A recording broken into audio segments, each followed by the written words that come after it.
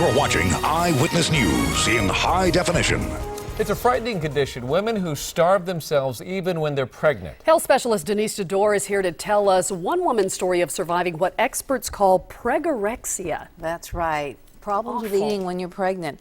For most women, eating for two is one of the great pleasures of being pregnant. But some moms-to-be have a very different reaction. They're afraid to put on the pounds. It's become known as pregorexia, and doctors are seeing an upswing of it, especially here in image-obsessed Southern California. I had such a difficult time feeding myself. I wasn't thinking about feeding the babies. Maggie Bauman is a Laguna Niguel mother of two beautiful daughters. It is really hard to live with because I didn't do the right thing for my babies. Maggie struggled with anorexia and a compulsion to overexercise. If we went to church, my kids and my husband would go in the car and I would run. We would go to a family party. My kids and my husband would go in the car. I would run 12 miles to the party.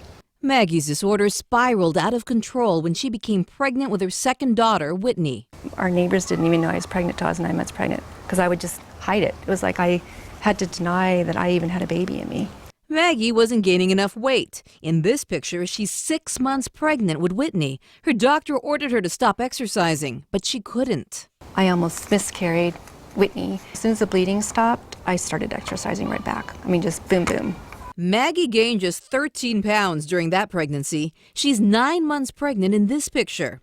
The intense media focus on celebrity baby bumps and body after baby can fuel pregorexia. Most people don't look like that when they get pregnant. You know, they get swollen and they waddle. More and more women are trying to kind of aspire to that. Dr. Leslie Williams treats patients with eating disorders at Remuda Ranch in Arizona. It's like this goal of within a few days of giving birth, you're supposed to be back to where you were before you ever had the baby. She says pregnancy can be a vulnerable time. And all of a sudden now there's a lot of focus on your body.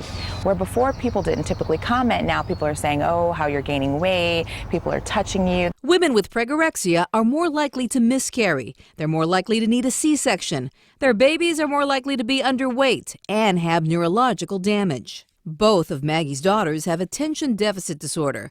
Whitney had seizures as an infant. And he gives me this pamphlet, and you know, one of the causes of epilepsies is, I guess, is poor nutrition in the womb. And I was like, oh my gosh, look what I did to my baby.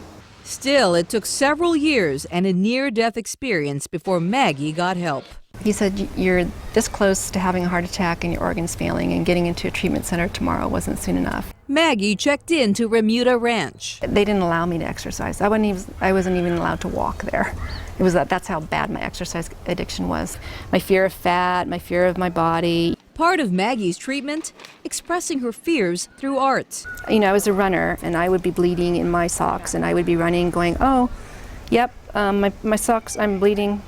Patients a lot of times here at Remuda will write their burdens on rocks. You see a lot of things written on these like anger and shame. Rock climbing and other obstacle and challenge courses help patients at Remuda Ranch learn to cope. It gives them kind of an aha moment to say, oh, I can do this in my life, I can ask for help. And so it really can draw a lot of good things.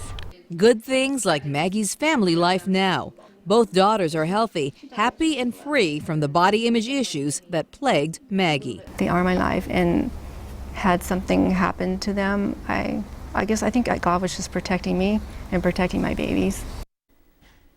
Maggie went back to school to get her degree in counseling psychology. She's now running several support groups for women with eating disorders. And so this is good that we're getting it out there. To learn more about pregorexia and how women can get help, just go to our website, abc7.com, click on more topics, and pick healthy living from the drop-down menu. And you know, doctors always tell me they want women to gain 25, 30 pounds. That would be a healthy weight gain for pregnancy.